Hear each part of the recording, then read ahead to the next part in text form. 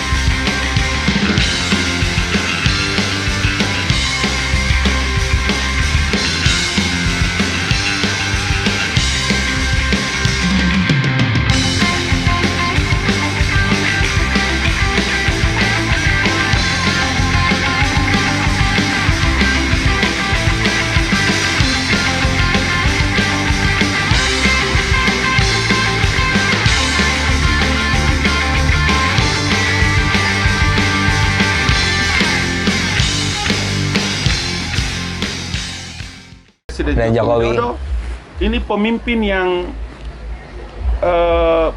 berjalan dengan caranya sendiri. Karena saya tahu komunikasinya dengan Allah Subhanahu wa Ta'ala itu luar biasa. Puasa Nabi Daudnya per hari ini lebih dari 18 tahun. Abang sampai segitunya gak bang? Ya sampai tahu. Oh enggak. Berarti lebih jagoan Pak Jokowi ya? Ya. Dalam waktu-waktu tertentu dia bersemedi, dia bermunajat kepada Allah Ta'ala melebihi seorang ulama dan yang tidak pernah saya lihat dalam sejarah pergaulan saya. Teduh, tenang. Jadi ini orang memang tidak pendendam, pengasih. Dia punya sifat menyayangi. Dia punya sifat, kalau orang-orang seperti pangkat kecil-kecil kayak abang kemudian dia datang, bagaimana kabar bang? Dan itu bukan sama saya aja, sama pengawalnya Patwal. Oh, ternyata ramah sama semua orang. Makan biasa. Jadi ini orang betul-betul tidak punya tendensi kepentingan yang lebih besar tentang hidupnya. Sudah selesai dengan hidupnya. Jadi enak dia melayani. Ngabalin tuh kan mengatasnamakan istana. Iya, nggak apa itu, siapa itu, nggak setuju dia. KWK itu dikembalikan, ramai itu. Iya. Kan masih ada di. Iya, saya mendengarkan itu. Iya kan, nggak usah itu ini apa siapa yang mewakili rakyat macam-macam gitu. Iya. Katanya mewakili istana, meskipun selama 5 tahun saya di istana, saya tidak pernah Pak Ngabalin ini bertemu presiden. Datang ke istana aja enggak. Iya. Sepengetahuan saya, sehingga saya Pak Ngabalin itu kok sering atasnamakan istana apa presiden, kapan yang ngomongnya sama dia? Iya. Kadang-kala dia sudah menjelaskan hasil sidang kabinet. Padahal dia tidak pernah tuh ada di istana. Iya. Nah, saya yang paling sering ke istana. Kalau ada hal-hal penting kan mesti menteri tahu. Iya, tapi betul. Pak Ngabalin selalu mengatasnamakan presiden. Gitu. Ya tidak tahu ya kalau ada rapat malam atau apa saya tidak tahu. Oleh sebab itu tidak membantah. Tapi sampai sekarang saya heran. Kenapa tuh Pak Ngabalin selalu diundang oleh media juga yang salah sih disebut ini orang istana, ini orang istana. Nggak ada, dia nggak pernah ada di istana. Iya, jangan-jangan dia yang ngaku Pak, saya orang istana. Nggak tahu gitu. saya hanya sampaikan ke Anda. Kenapa Pak Ngabalin ini selalu bilang orang disebut oleh media orang istana? Nggak pernah, saya kan sangat sering di istana. Iya. Di luar pun tidak, di dalam pun tidak. Malah dulu yang insiden terjadi itu ketika Pak Jokowi mau ketemu Pak Prabowo yang pertama kan ada Ngabalin tuh ikut di belakangnya, diusir. Iya kan, ditutup pintunya, nggak boleh gitu. Saya sampai sekarang bertanya siapa ya Pak Ngabalin ini? Mungkin ada grup tertutup dengan Pak Jokowi gitu di malam hari atau tiap minggu atau apa. Kalau resminya nggak ada dia, nggak pernah ada di istana. Mungkin di kantornya Pak Muldoko sih, mungkin tidak. Meskipun setiap saya datang ke kantor Pak Muldoko juga nggak ada, gitu. Assalamualaikum warahmatullahi wabarakatuh, sobat RH sekalian. Jumpa lagi kita di channel yang keren ini. Keren cadas. Ya sahabat era sekalian, menarik sekali soal Ali Mokhtar Ngabalin ya, yang luar biasa memuja dan memuji Jokowi lebih dari ulama puasa Daud 15 tahun terakhir. Dan Pak Mahfud dengan entengnya mengatakan dia nggak pernah tuh lihat Ngabalin di istana. Ya cuman yang jadi masalah adalah kok bisa ada orang yang diundang tapi dia sendiri nggak pernah ke istana. Jadi saudara sekalian, Ngabalin itu jabatan resminya pun gak tinggi sebenarnya. Ya, dia itu adalah cuma staf ahli kedeputian. Jadi dia itu pangkatnya itu di bawah deputi, bayangkan. Ini ada orang staf khusus menteri gitu ya, atau staf khusus presiden. Kalau staf khusus presiden itu eselon 2A. Staf khusus menteri eselon 2B. Deputi ya itu sorry. Kalau staf ahli presiden itu eselon 1A. Staf ahli menteri eselon 1B. Deputi itu eselon 1A. Nah, anak buah deputi ya nggak tahu eselon berapa namanya. Yang jelas tidak ada eselonisasi. Jadi pangkat Ngabalin itu juru bicara presiden mungkin dikasih juga pangkat seperti Nasbi, saya tidak tahu, kepala itu eselon 1A juga karena dia kepala badannya, walaupun badan apa nggak jelas juga ya, tetapi badan komunikasi presiden. Yang jadi masalah adalah ada orang yang mengaku-ngaku sebagai juru bicara istana tapi dia sendiri tidak pernah hadir dalam sidang kabinet. Kan parah jadinya. Jadi yang dia sampaikannya itu apa gitu ya. Luar biasa. Makanya nasihat saya kepada Prabowo ya, kalau Anda mau katakanlah jubir Anda tidak membuat keruh suasana, Anda tunjuk jubir-jubir resmi. Dan jubir resmi itulah yang berhak bicara mengatasnamakan istana. Jangan Joman, ya kan? Jangan kemudian yang Budi Ari dan lain sebagainya. Karena itu seolah-olah dia mewakili istana, padahal belum tentu. Karena itu harus ditunjuk yang resmi, yang well trained, di training secara baik, punya kemampuan intelektual yang baik. Jangan kayak relawan-relawan yang nggak jelas kapasitasnya, jadi bikin malu saja ketika berdebat nggak paham ya. Nah karena itu misalnya bidang politik, hukum, ekonomi silahkan ya, mereka yang well trained, mereka yang respected dari sisi ilmunya. Walaupun saya tahu juga orang yang punya kualifikasi tertentu biasanya malas jadi juru bicara, tapi banyak juga sih orang yang pengen jabatan, apalagi kalau jubir itu punya uang dan fasilitas yang lumayan ya. Toh kerjanya juga nggak berat-berat amat. Paling kalau salah ngomong ditempeleng aja. Gitu aja ya. Kalau saya kan sudah bilang ya, mau jabatan apapun ya tidak akan mau. Saya sudah menyatakan itu dari awal ya. Jadi tidak mungkin saya menjadi juru bicara ya. Menteri pun saya tidak mau, apalagi juru bicara ya. Kenapa? Ya karena saya sudah mengatakan saya harus konsekuen itu aja ya. Nah walaupun orang mengatakan emang siapa mau merekrut, ya nggak apa-apa, GR duluan. GR duluan ya kan. Oke. Ini kita baca sedikit ya. Ngabalin, Jokowi selalu puasa Nabi Daud dan bermunajat kepada Allah Subhanahu wa taala melebihi ulama. Kemudian kata si Prof Mahfud, heran disebut orang istana. Mahfud MD ungkap momen Ali Ngabalin diusir saat saat Jokowi Prabowo bertemu nggak boleh ikut ya. Jadi orang seperti ini, coba kita bacakan ini ya. Suara.com, mantan Menko Polhukam Mahfud MD membongkar sosok Ali Mokhtar Ngabalin. karena kerap mencatut nama Presiden Jokowi saat berbicara di depan awak media massa. Justru Mahfud mengaku heran dengan ucapan Ngabalin yang sering disebut-sebut orang istana. Padahal dianggap tidak pernah terlihat berada di istana. Dia bukan orang istana, orangnya Muldoko, dia KSP ya. Cerita itu diungkap Mahfud MD dalam podcast yang tayang di akun YouTube Novel Baswedan Official beberapa waktu lalu. Katanya mewakili istana, meskipun selama 5 tahun saya di istana, saya tidak pernah Pak Ngabalin ini ngelihat bertemu Presiden Jokowi. Datang ke istana aja ndak sepengetahuan saya, sehingga Pak Ngabalin kok sering mengatasnamakan istana. Presiden Jokowi kapan yang ngomongnya sama dia, ujar Mahfud MD. Mahfud MD pun turut menyinggung soal Ngabalin yang sering menyampaikan isi rapat kabinet di istana.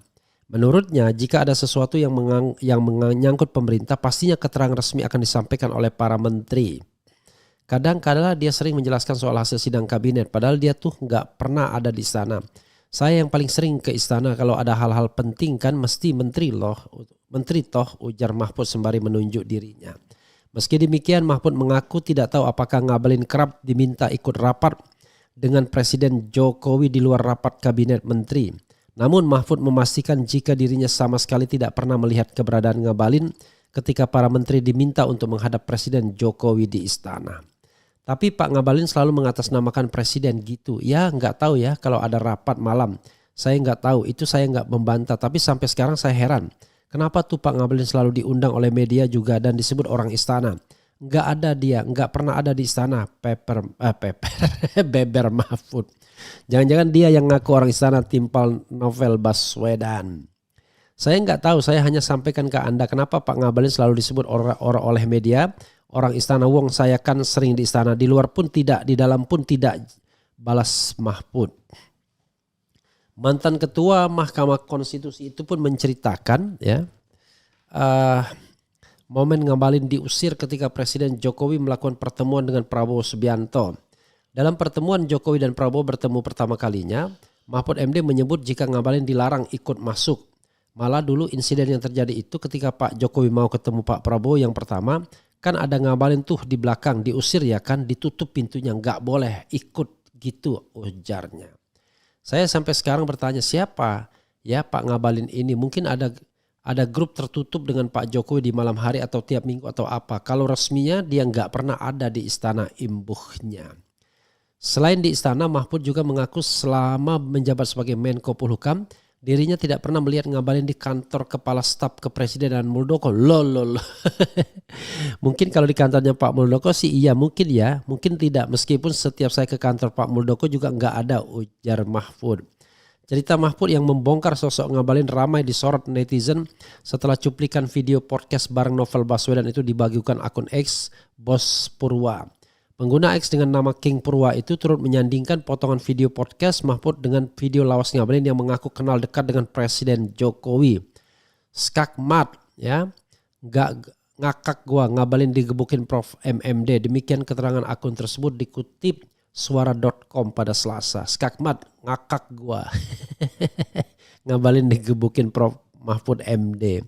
Dilihat dalam video berdurasi 35 detik yang dibagikan ulang akun tersebut, Ngabalin tampak membahas sosok Jokowi. Ini pemimpin yang berjalan dengan caranya sendiri, ujar Ngabalin. Saking mengaku kenal dekat dengan kepala negara, Ngabalin pun mengungkapkan ritual-ritual yang kerap dilakukan Presiden Jokowi termasuk soal puasa Nabi Daud. Karena saya tahu komunikasinya Presiden Jokowi dengan Allah Subhanahu wa Ta'ala, itu luar biasa, ujarnya. Puasa Senin, puasa Nabi Daudnya per hari ini lebih dari 18 tahun. Dalam waktu-waktu tertentu dia bersemedi, dia bermunajat kepada Allah Ta'ala melebihi seorang ulama, beber Ngabalin.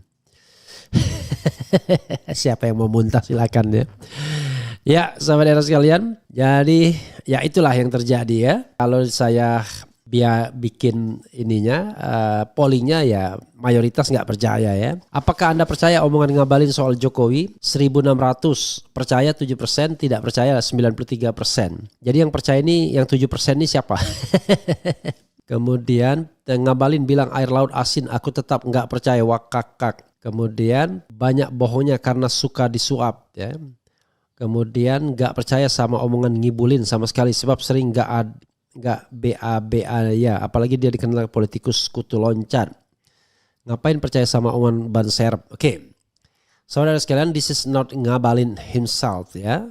Saya tidak ada persoalan dengan Ngabalin, tetapi yang saya bahas adalah sebuah fenomena kebijakan istana ya. Jadi yang saya kritik dari istana adalah siapa juru bicara istana tersebut. Dulu ada Fajrul Rahman resmi, juru bicara presiden Fajrul Rahman.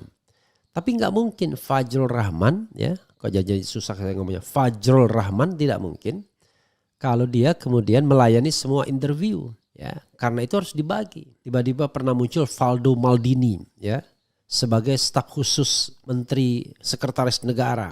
Muncul juga, berdebat juga.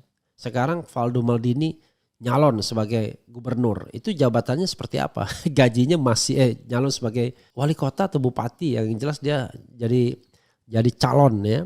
Itu bagaimana penghasilannya di istana, masih diambil atau tidak? Jadi sobat era sekalian ya, istana tidak boleh dijadikan tempat orang keluar masuk seperti toilet umum ya kan? Ngabalin juga begitu kalau tidak salah. Kemarin nyalon ya, kalau nggak salah nyalon ya, tiba-tiba balik lagi dia mengatasnamakan istana. Jadi hanya karena memuja dan memuji Jokowi kemudian orang bisa bolak-balik seenak udelnya saja. Saya kira kalau Prabowo mau menjadi presiden yang benar, ya kalau mau yang benar ya, saya tidak tahu apakah mau jadi presiden yang benar atau enggak. Karena dia bilang mau mengejar koruptor sampai benua Antartika. Padahal di depan dia koruptor semua. Dia tinggal tunjuk aja mana di antara pejabat-pejabat yang hadir dalam pidato dia di Rapimnas Gerindra yang tidak korupsi ya. Justru kita balik, mana yang dari semua kalian ini mana yang Anda tidak pernah korupsi, mestinya dibalik. Nah, jadi nggak perlu dikejar sampai benua Antartika. Jadi kalau dia mau benar, ya dia harus tunjuk jubir-jubir yang benar. Memang benar jubir tersebut. Jadi jubir bidang ekonomi benar, jubir bidang politik dan hukum benar, ya kan begitu. Jubir bidang apa lagi? Ya, bidang ya yang besarnya kan bidang itu aja. Jadi bidang politik, hukum, bidang ekonomi. Nah yang lainnya barangkali kebijakan yang sifatnya kementerian atau badan yang bersangkutan. Nah jadi kita harus bedakan mana kebijakan presiden ya yang keluar dari presiden, mana kebijakan menteri yang keluar dari menteri, mana kebijakan yang keluar dari ini. Nah sekarang pertanyaannya adalah lucu sekali. Misalnya staf khusus Menteri Sekretaris Negara lalu berdebat atas nama presiden, kan aneh. Kalau itu mending, yang lebih kacau lagi adalah relawan mengatasnamakan kebijakan presiden. Jadi kalau mau benar, tunjuk juru bicara yang resmi. Itu apa yang ingin saya sampaikan ya. Kalau ingin yang benar, jadi kita bisa rely on dengan statement dia dan tidak boleh ngarang orang tersebut. Kan kalau Ngabalin kan banyak ngarangnya. Kalau dia antara omongan Jokowi sama omongan dia, lebih banyak omongan dia. Jadi kadang-kadang mungkin presiden sendiri tidak pernah ngomong hal seperti itu, tapi dia ngomong. Itu yang jadi masalah ya. Jadi sekali lagi sahabat era sekalian, kita ingin bernegara yang benar. Nah, kalau dia resmi, berbobot, enak juga kita mendebatnya. Kebijakan apa, kelemahannya apa. Kalau Ngabalin kan tidak mau berdebat substansi, yang dia perdebatkan itu adalah hal-hal yang kadang-kadang nggak penting gitu. Itu yang jadi masalah ya. Begitu. Sorry Bro Ngabalin ya. Ini untuk kebaikan istana. Jangan sampai kemudian istana kemudian menjadi kacau ya. Coba bayangkan sekarang komunikasi istana. Kalau kita lihat setelah misalnya orang-orang seperti Ngabalin atau siapa whoever ya menjadi juru bicara istana. Apakah kondisi istana baik dalam hal komunikasi? Enggak. Anda sekarang bicara tentang kepuasan 80% versi Kodari dan lembaga survei. Tapi coba lihat. Sekarang orang menghujat Jokowi, Mulyono, Raja Jawa itu dengan mudah sekali. Hampir semua orang. Lalu di mana 80% kepuasannya? Di mana yang Anda bilang cuma 20% saja orang-orang yang kritis itu? Ya kan? Kalau 80% itu digiring untuk puas, mungkin iya. Tapi genuine dia puas, nah itu yang jadi masalah. Gitu sobat era sekalian ya. Tidak, sebenarnya dia resmi tercatat sebagai tenaga ahli utama dari kedeputian. Tapi orang gak paham kalau jabatan itu bukan jabatan yang tinggi. Jabatan yang tinggi itu kalau dia deputi, itu eselon 1A. Tapi kalau cuma tenaga ahli deputi ya di bawahnya lagi berarti. Staf khusus menteri itu tinggi jabatannya eselon 1B. Staf khusus presiden tinggi jabatannya eselon 1A. Tapi Ngabalin Nggak ada eselonisasinya. Eselon 2 pun tidak barangkali, I don't know exactly ya. Yang jelas dia adalah bukan stafnya Muldoko, bukan staf khusus atau staf ahlinya Muldoko. Ya, istilahnya staf khusus kalau bukan pegawai negeri. Tapi dia staf ahli kedeputian. Jadi cuma di bawah deputi dia, bukan di bawah Muldoko. Ya, bayangkan, kan gak masuk akal. Ada juru bicara presiden yang keberadaannya itu tidak di bawah presiden langsung, tapi di bawah pembantu presiden, kepala KSP juga tidak, tapi cuma di bawah kedeputian. Kan it doesn't make sense, gak masuk akal. Bagaimana struktur istana mempertanggungjawabkan sebuah statement yang berasal hanya dari tenaga ahli kedeputian. Tenaga ahli deputi loh, kedeputian, bayangkan. Deputi aja, kalau ngomong aja gradingnya juga di bawah kan. Yang gradingnya di atas menteri yang bersangkutan, kepala KSP atau juru bicara resmi istana. Kan itu yang namanya, yang harusnya punya standing untuk bicara mengatasnamakan istana atau presiden. Apakah Refli Harun setuju tentang Egy Sujana bilang Anies tidak punya nyali, soalnya saya takut jadi senjata makan tuan kalau Anies jadi attacker karena watak rakyat Indonesia itu benci dan orang yang suka menyerang orang lain. Begini Sobat Era sekalian ya, kita harus membedakan antara orang yang punya kapal besar sama kapal kecil. Egy Sujana, saya itu orang yang tidak punya, bahkan tidak punya naik kapal pun tidak.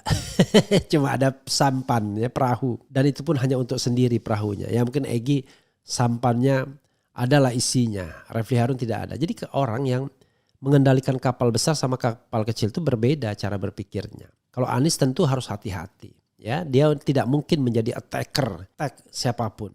Kalau Refli Harun bisa, karena Refli Harun orang yang tidak berpikir soal karir masa depan, berpikir soal jabatan-jabatan publik ke depan. Kalau Anies kan dia harus berhitung betul ya. Jadi jangan sampai kemudian statementnya hari ini kemudian dipakai oleh lawan politiknya untuk mendiskreditkan dia 5 tahun ke depan. Itu yang tidak boleh ya. Karena itu harus hati-hati memang. Jadi coba bayangkan ya saudara sekalian. Ada juru bicara istana, lalu kita nganggapnya sebagai ya hiburan saja. Jadi kalau Ngabalin itu sering diundang oleh media bukan karena kualitasnya. Lebih karena orang ya anggap aja hiburan. Jadinya begitu kan. Apakah Anda percaya omongan Ngabalin soal Jokowi 4.100? Lumayan lah. Oh enggak ding. Yang percaya 6%, cuma tidak percaya 94% ya. Makin banyak yang tidak percaya. Itu ya saudara sekalian. Mudah-mudahan ini bermanfaat. Sekali lagi inti pelajarannya adalah, hai Pak Prabowo, kalau Anda mau diwakili orang-orang yang kredibel, berilmu dan lain sebagainya, tunjuklah jubir-jubir yang jelas. Jangan orang yang mengatasnamakan istana setiap saat, sementara dia sendiri gak jelas di mana keberadaannya. Yang bekerja dengan kode etik, bukan orang yang kemudian cuma ingin menebar perdebatan-perdebatan yang gak penting. Karena yang terjadi adalah orang tanya, kok begini ya kualitas jubir istana, malu-maluin aja. Ya, di luar negeri yang namanya jubir presiden itu ya resmi-resmi semua ngomongnya, nggak ada yang kayak begini. Tapi kalau di negara demokrasi benar ya, kalau demokrasinya nggak jelas ya mungkin juga nggak tahu saya ya. Itu saja sobat sekalian, mudah-mudahan memberikan pembelajaran bagi kita semua ya. Ada yang bilang begini, Om Refli jangan bilang Anda tidak ingin masuk pemerintahan, karena saya pribadi ingin orang-orang seperti Refli Harun, Rocky Gerung, Hersuberno itu masuk dalam pemerintahan Pak Anies mendatang. Loh, kok lucu banget. Saya bilang yang saya tidak mau itu adalah pemerintahan Prabowo hingga 5 tahun ke depan. Begitu.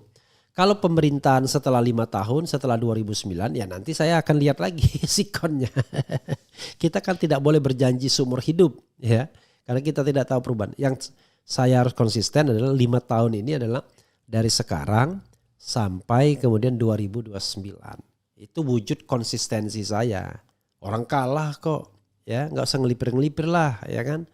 Kalah ya kalah, gentle kan begitu. Walaupun saya bukan kandidatnya, tetapi paling tidak saya mendukung kandidat yang paling tidak kalah, tidak dimenangkan, tidak menang ya. Yang dimenangkan adalah Prabowo Gibran ya, dengan bansos, dengan politik gentong babi. Wassalamualaikum warahmatullahi wabarakatuh. Keren, cerdas, cia.